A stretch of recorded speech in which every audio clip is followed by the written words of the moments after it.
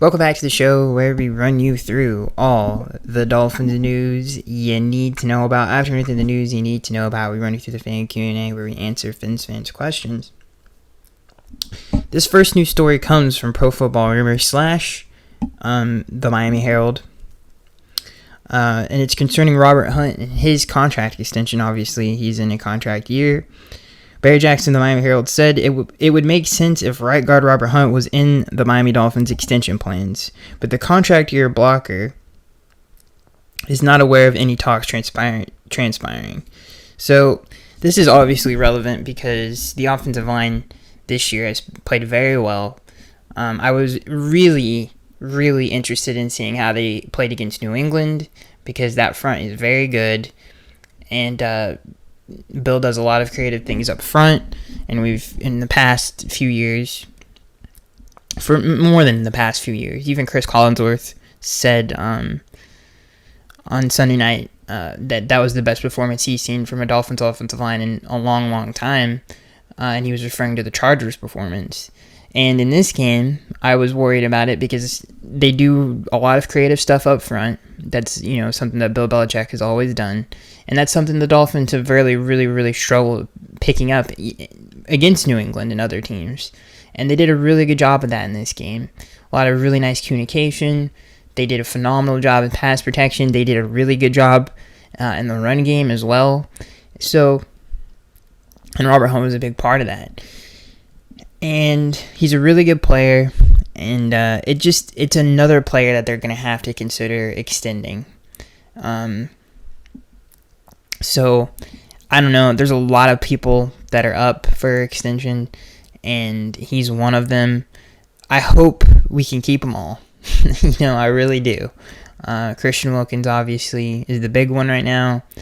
Robert Hunt, and then you got Waddle and Phillips that are also down the line. And even Tua is a big one that is going to have to be done very soon as well. So it sucks that one of these guys might not come back. I hope they all can come back if they can figure out a way to do it. There are other contracts on the roster that they could either restructure or completely just do without. So it'll be interesting to see if some of the other people that are under contract are either moved or restructured in some way to, fill, to be able to keep some of these guys, because these are really important players that are really young and good. And again, if you look at Chris's resume, it's a very good one in the last few years, and Robert Hunt is another one where he gets that check mark. And I also want to shout out the fact that, going out and getting Isaiah Wynn was big, and he's played very well. Eli Apple has played very well as well, for considering what they are. I had a lot of hopes for Isaiah Wynn. I'm glad he's exceeded those expectations and really helped out the offensive line be more physical, because that was a spot that obviously was a weakness for many years. We've went through a ton of guards opposite Hunt over the years, and it's nice to find one. And shout out to Austin Jackson, who's playing the best football of his life. He did such a good job against Matthew Judon in that game. So the offensive line is looking up and up, and hopefully that they can find a way to get a deal done with Robert Hunt. Now, this doesn't... I want to make this clear. Sorry. This next news story has not been really connected to the Dolphins at all, but I wanted to bring it up as a possibility that can happen. Obviously, last week we talked about the fact that the Dolphins... Peter King reported the Dolphins could still be interested in trading for Jonathan Taylor. Well, over the last few days, Cam Akers is obviously on the trading block. If you guys have been paying attention, I would just keep my eye on that. They've been trying to move him for a long time. He's a really nice scheme fit. He's very good in the pass game as well, and could be a really nice change-up for Raheem Mostert. Obviously with Jeff Wilson and now Savon Ahmed, who's dealing with that groin injury. So it could be something the Dolphins look into, that he would not cost a lot at all. And his upside is pretty big. He's only 24 years old. He's got a lot of talent, and I like the way he runs the football. So it would be, I think, a nice trade for the Dolphins to make because of how cheap it would be. And just to keep your eye, and obviously these two teams have had trades in the past with each other. So I wouldn't be surprised if... Now, it's been reported that there have been several teams contacting the Rams about him, and I wouldn't be surprised if the Dolphins were one of them. But Cam Akers would be a really nice piece, and we'll see if anything gets done between the two of them. This next news story is concerning Jalen Waddle. Obviously, he had that gnarly hit when he was trying to go up over the middle to come down with the pass, and the back of his head was hit. This comes from Adam Schefter. Dolphins wide receiver Jalen Waddle is in concussion protocol. Mike McDaniel also said that he's good and he's working through it. I think Tyreek Hill came out and said, let me see if I can find it right here. Tyreek Hill asked Waddle how he was doing. Waddle smiled and nodded at Hill, who turned it back and relayed, he's good. Jalen feels good. There's obviously a possibility he could clear protocol and play on Sunday. So that's good. And hopefully that'll get done. I think watching Hill and Waddle is a blessing. As a Dolphins fan, it's a blessing. We do deserve it. I don't want to say we don't deserve it, because we do deserve it. Have you guys looked at the stats of the offensive performance in Dolphins history? It's number 1. And it was wild to see that the 2022 Dolphins were 2. Over the 84 Fins is pretty awesome. That's a big deal. That's a big deal. So I just appreciate that, because that's insane. That's insane to even say that there's a team that is that high powered on offense that we're able to watch on Sundays, have more yards than the 84 Dolphins in the first 2 games of the season, which is pretty crazy. Okay, so I think that's it for the news. I think we covered everything. I'm trying to think obviously Jalen Phillips with the back injury. Who else left? Armstead. Shout out to Kendall Lamb doing a phenomenal job. A really good job. And another thing I would want to say is, ever since Mike got here, he's coached the offensive line well and had really good game plans for them. And Kendall Lamb has just played really good football. Really, really, really good football. And then obviously Phillips, hopefully he can come back healthy. But that brings us into Sunday night's game, Sunday Night Football, where the Dolphins, it's nice to win in primetime. It really, really is. It feels good as a Dolphins fan, and especially when you play good on primetime. Last year we played on Sunday night against the Steelers. We had a really good half, really good first quarter.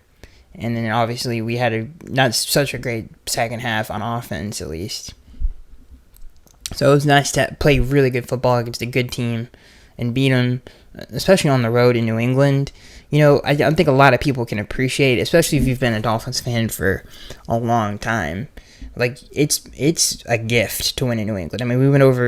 We went without winning there for over 10 years. Obviously Fitzpatrick ended that streak in New England. Ryan Fitzpatrick did Mike Gesicki. But it's a big deal, man. It's really hard to win there. And if you've been a Dolphins fan for a long time, you understand that. And it's awesome to win there on Sunday Night Football in front of everybody on primetime. So, I don't know, where do we start? I guess we'll start with the offensive side of the football. The run game is much better than it was a year ago. The New England defense up front is really good at stopping the run from a schematic standpoint. I hate saying standpoint. It always has been. And to run the football on them is no joke. That's hard to do. And Raheem Mostert had 18 carries, averaged almost 7 yards a carry, 2 touchdowns. The beautiful run to really put the nail in the coffin. It was really nice to see him bust one like that, because we really didn't have that last year. And since the run game's better, it was nice to see him get a long one because Raheem is obviously really fast, and he was able to showcase that in this game. And he showcased the fact of, a lot has been made about him gaining a lot of weight and muscle, and that showed up in this game as well. He finishes runs and punishes defenders way more consistently than he did last year. I've said this before, Raheem Mostert has surprised me ever since he became a Dolphin. Did not think his playmaking ability was on this level, but it is. And I didn't realize he was 30 years old when they said that in the broadcast. I was like, really? I did not realize that. But he looks good. He looks really... I mean, that's actually kind of crazy if you think about all the 30-year-old running backs that haven't looked good in recent memory. It's crazy that he's that... I did not think he was that old. But he looked phenomenal. The run game looks better, and Hunt and Wynn and Connor... They're all really, really good at blocking in the interior in the run game. And I think that and the fact that the tight ends, I think, are a lot better at it this year, with Durham who's having a really good season, by the way. Durham Smythe having a really solid year in the system. So it's just nice to have a run game. And that's a tough opponent to run the ball on. So that was a big plus. Tua looked phenomenal again. That 2-minute drill at the end of half to go up 17-3. Was huge. I mean, some of the throws he made on that drive to Braxton, especially that throw, was beautiful. And again, Braxton Berrios shows up again with... he only had 2... It seemed like he had more. He had 2 receptions for 28 yards, but it's nice to have a possession receiver. Same thing with River Craycraft. 2 catches for 34 yards. Just to be able to have that slot guy to move the chains and to rely on in the middle of the field. Not everything has to be deep down the field or a deep in route or any, not everything is over 20 yards. And it's nice to have these guys to be threats in the middle of the field. That continues to be a thing, which is good. It's an element of the offense the Dolphins did not have last season. So there's a lot. And I will say this, the smoothness at which this team runs the offense is much better than last year. And I know a lot of people have brought that up, but it's true. So there's a lot of things why this offense is better than it was a year ago. The run game's better, the offensive line is better, and I think with Tua being in the system for another season, he's elevated his game again this year. So it's showing up on Sundays. So the offense is great. They really did pass, especially the offensive line, pass the test against New England, which is a big deal, going up to Foxborough and playing that well offensively. The only thing that they need to work on, the only thing that stops this team, and we've seen that the last 2 weeks, is themselves. And it has to do with just snapping the ball under center has been a really big problem. I don't know, they have to address that this week in practice. That was a drive to put the game away, which was that was a statement drive. It was a phenomenal drive. They were running the football up the middle of the field. They were doing a really, really good job to salt the game away. And third and short situation, that just can't happen. I want to know, it's got to be 3 or 4. I mean, it's more bad snaps than that, but those are like I'm talking severely bad. And this is dating back to last season. We had some issues with that as well, but this has to be cleaned up. It's really bad under center. I mean, even there was 2 bad snaps. I just completely forgot. The shotgun snap where Tua slipped and fell on 3rd and goal. We had to settle for 3 on that drive. That was another bad snap by Connor. Something's going on. I have no idea what to even say to that. You would think that would be cleaned up. Obviously, it's in Connor's head, or this wouldn't continue. He's too good of a center to be doing that. It's like he's great at everything except snapping the dang football, which you would think is the easiest part. I hope that they work at it this week. It was really just snapping the football has been an issue. And that's it. That's really it. They really didn't make any other mistakes in this game. The one interception that Tua threw, I don't really care. Down the field picks on go routes don't bother me. So that is what it is. It seemed like Matthew Judon, he felt him coming, and I think that's the reason why the ball was underthrown in that situation. I think he kind of felt the rush, and Judon was coming at his blind side and I think that kind of rushed the football a little bit. He really didn't he didn't step into the throw at all. But I don't want to be picky, because that's kind of lame. It's kind of a lame thing to harp on, I'm not going to lie. Especially with how well the offenses ran and how well he's played. I don't think that's fair. So they really didn't make any mistakes in the game, except the snaps have to get better. I mean, it's really getting annoying. And they almost turned the game. But if they do... Another thing we have to talk about before we move on, the offense is great. It's much improved from last year. We know this. It's historically great. And it's fun to watch. But the kicking game with Jason Sanders, we have to make a decision. And as I think in the NFL, this is also an issue. Obviously, 4th and 3. If you miss the field goal, they get the ball there anyway, right? So, and we've known that Jason has struggled with 50-yard throws. I mean, they put up the graphic, and it's like, I feel like the percentages of us converting that on 4th down is better. Plus, we're up 7 points. You could also consider a punt in that situation because Vic's defense had played really well up until that point. So, I don't know. Jason Sanders, he is another, I don't even want to put that out there, dude. I don't even want to say, like, he's another missed field goal away, because I don't want to say that. Hopefully he can kind of get it back going again. But in a league where 50-yard field goals seem kind of pretty fairly, I would say the percentages are definitely over half, I would like him to hit more of those in those situations. Now, this isn't just because this dude's running, this guy, Steve, is running out from the sideline, full sprint, dead sprint, trying to block a field. I don't know what the heck that was about. I was like, there's no way this is allowed, but apparently it is. This is an issue that he's had in the past. So hopefully that gets cleaned up in some way. That's pretty much, I don't want to sound negative at all, because this was a really, really good football game. But that's just some things that, little things that they could get better at. And then defensively, which is what let's listen here, ladies and gentlemen. This was really the first time that we got to see a Vic Fangio plan executed, other than the last drive of the game against the Chargers. But this was executed the entire time at a very high level, and they played really good. Bradley Chubb had the best game of his career as a Dolphin. He played really, really, really, really good football, really good football, and honestly should have had more. I mean, he had a ton of pressures in this game. Obviously had a sack in this game. What was I going to say? The strip fumble, obviously. He's really good at rushing inside, and he's really, really good at rushing on stunts, really good. And that showed up in this game. Hopefully we can, and I know Vic probably knows that, obviously, coaching him for as long as he has, but they did a really good job of moving him around, and he made a huge impact on this game. And the reason why Mac Jones had to throw that in the flat in the first place was because of Bradley Chubb.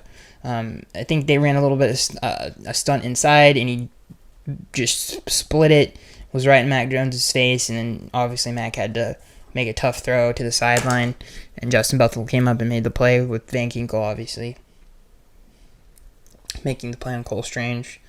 But Bradley Chubb, best game of his Dolphins career so far. He looked amazing. Van Ginkel looked awesome in his rightful position. Honestly, he should never play middle linebacker. I just don't think.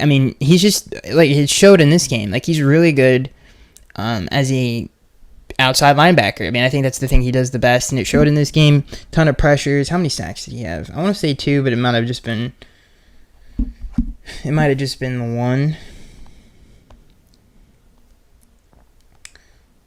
Let's see here. He had the 1 sack. He had a ton of pressures in this game. Obviously, Bradley Chubb, was he not? I was about to say, there's no way he was not credited with the sack. Christian Wilkins with the sack. David Long Jr. looked really good in this game as well, especially blitzing. And I thought he did good in coverage. I don't know why. Hopefully that changes. I like David Long at that position, even on passing downs, and Van Ginkel as a guy who can come in and rush the passer. But yeah, it looked great. Vic's defense looked really good in this game. Xavier Howard, it was nice to see him finally get an interception after a while. He did a really good job on Devontae Parker all night. When X was on his side of the field, he didn't do anything. So he looked really good. The Dolphins secondary did a really nice job all night, not allowing any explosive plays. The run defense was much improved from last week. They only averaged 3 yards a carry. Mac Jones was their second leading rusher. Ezekiel Elliott averaged 2 yards a carry, and Ramondre Stevenson only had 15 carries for 50 yards. So, and shout out to Raekwon Davis, who had one of the best games of his career, if not the best game of his career as a Dolphin as well. In the middle of that defense, he played really good football. And shout out to Eli Apple, who continues to be okay. He does a good job on that other side, opposite Xavier Howard. Cater Kohu continues to play really nice football. The defense looked really, really good. They look like the defense that we know that they are, and it was nice to see that. And honestly, they should have had even more sacks on this game, but there was a few times Mac Jones made good plays, and he made some good throws under pressure, and he had that scramble that was like only against us, everybody, where he summons the power of speed and goes like, I don't know what the heck that was, dude, but it's happened last year with Joe Flacco. It's like, what the heck is going on? Like, why do these dudes have, like, they just get springs in their step? I have no idea. But the defense looked phenomenal. And Vic is awesome. I just love Vic on the sideline. Yeah. Great, phenomenal win. And don't take it for granted. I mean, winning in Gillette Stadium is really hard. And and everybody knows that listening to this podcast, if you've been a Dolphins fan for a long time. The team looks phenomenal. They look great. The offense is really fun. The defense is really fun. They all look amazing. Hopefully Jalen Phillips can come back. I love watching Bradley and Jalen. Christian Wilkins is amazing. Zach Sealer is amazing. They're all awesome. Van Ginkel, I think everybody's playing good football right now. And shout out to Deshaun Elliott. He's playing good football too. Opposite Holland. Those two are really nice. And I didn't even mention Javon, who had a really, really good night as well. Even in man coverage, bagging Juju Smith-Schuster on the slot fade. Or was that Kendrick Bourne? I don't remember. But either way, it was really, really special. And then obviously the 3rd-and-1 stop, which I think I got super hyped up when that happened. But the team looks really good. The defense looks way better than a year ago. It just ran better. And the offense is obviously humming right now. And Tua it's just a joy to watch a great quarterback on Sundays as a Dolphins fan. Like, I cannot express how just blessed, and I don't want to, state it or anything, but seriously, like, being able to watch that on Sunday, it's I can't even describe, like, it's like, thank God, you know what I mean? Because having to deal with some of the stuff we've dealt with over the last, before Tua got here especially, it has been terrible. It's just nice to see good quarterback play on Sundays as a Dolphins fan. So that is it, ladies and gentlemen. I hope you guys enjoyed. Let me know what you think down in the comment section below about this game and what's your favorite part of this team. There's so many great players on it. And I think Jalen Ramsey was on the sideline for this game, which was really cool. It sucks he's not healthy. I hope after week 3 we can kind of get an update on that, because him and this defense, the defense already looks really good. And with him out there, it could be like really special. So this team is just really, really good. That is it, ladies and gentlemen. I'll see you guys in the next one.